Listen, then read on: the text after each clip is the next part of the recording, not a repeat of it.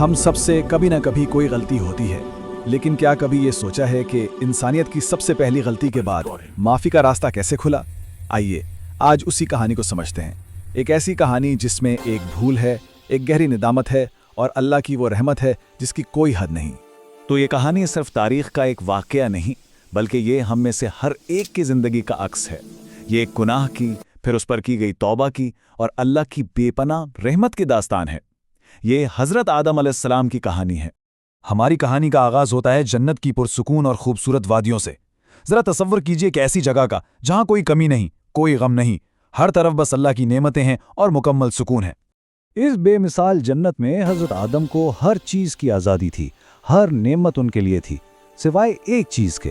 جی ہاں، صرف ایک بہت ہی واضح اور سادہ سا حکم تھا جس کی پابندی کرنی تھی۔ لیکن جیسا کہ اکثر کہانیوں میں ہوتا ہے، اس سکون میں ایک موڑ آنا تھا، اور یہاں یہ موڑ آیا شیطان کے وسوسے کی شکل میں، ایک ایسی سرگوشی جو انسان کی تاریخ کی سب سے پہلی آزمائش بننے والی تھی۔ تو اب یہاں دو آوازیں تھیں جو آپس میں ٹکرا رہی تھیں۔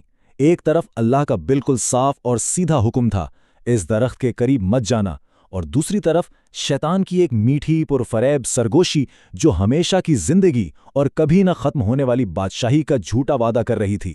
یہ انسان کے اندر کی پہلی کشمکش تھی، اور اس اندرونی کشمکش کا نتیجہ ایک ایسی بھول کی صورت میں نکلا جس نے سب کچھ بدل کر رکھ دیا۔ یہ نافرمانی کا وہ لمحہ تھا جس کے نتائج فوری بھی تھے اور بہت گہرے بھی۔ آخرکار انسانی کمزوری کا وہ لمحہ آ ہی گیا اور اس وسوسے پر عمل ہو گیا، اور جیسے ہی وہ حکم ٹوٹا نا، جنت کا وہ سارا سکون بھی جیسے ایک پل میں ٹوٹ گیا۔ اس کی جگہ ندامت اور شرمندگی کے ایک گہرے احساس نے لے لی۔ تو یہ سفر تھا ایک لمحے میں سب کچھ بدل جانے کا، جنت کی پرسکون زندگی سے ایک حکم عدولی کی طرف، اور پھر اس کے نتیجے میں زمین پر ایک نئی زندگی کا آغاز۔ یہ ایک عمل اور اس کے نتیجے کی سب سے واضح مثال تھی۔ لیکن اہم بات یہ ہے کہ کہانی یہاں ختم نہیں ہوتی، بلکہ آپ کہہ سکتے ہیں کہ اس کا سب سے اہم حصہ تو اب شروع ہوتا ہے، یعنی غلطی کے بعد اللہ کی طرف پلٹنے کا اور اس کی رحمت کو پکارنے کا عمل۔ تو سوال یہی اٹھتا ہے کہ جب غلطی ہو جائے، جب انسان بھٹک جائے، تو واپسی کا راستہ کیا ہے؟ وہ راستہ کیسے ملتا ہے؟ اس کا جواب خود اللہ کی طرف سے آیا۔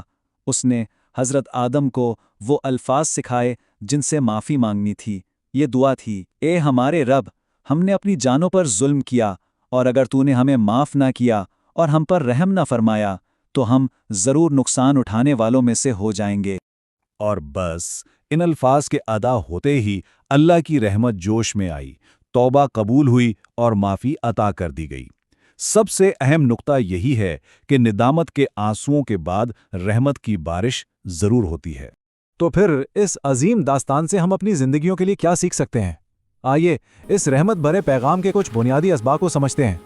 دیکھیے، حضرت آدم کی توبہ دراصل معافی حاصل کرنے کا ایک مکمل روڈ میپ ہے۔ پہلا قدم ہے اپنی غلطی کو تسلیم کرنا، پھر اس پر سچے دل سے شرمندہ ہونا، اس کے بعد اللہ کی طرف پلٹنا اور معافی کے الفاظ ادا کرنا، اور سب سے اہم اس یقین کو دل میں بٹھا لینا کہ اللہ کی رحمت کا دروازہ کبھی کسی کے لیے بند نہیں ہوتا۔ اس پوری کہانی کا جو مرکزی خیال ہے وہ توبہ ہے، اور توبہ کا مطلب صرف معافی مانگنا نہیں، بلکہ غلطی کے بعد سچے دل سے اللہ کی طرف پلٹ آنا، اور یہ پکا ارادہ کرنا کہ دوبارہ وہ غلطی نہیں ہوگی۔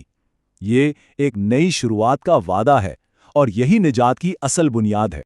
تو آخر میں یہ کہانی ہم سب کے لیے ایک گہرا سوال چھوڑ جاتی ہے: ہماری اپنی زندگیوں میں غلطی کو تسلیم کرنے اور معافی مانگنے کی کیا اہمیت ہے؟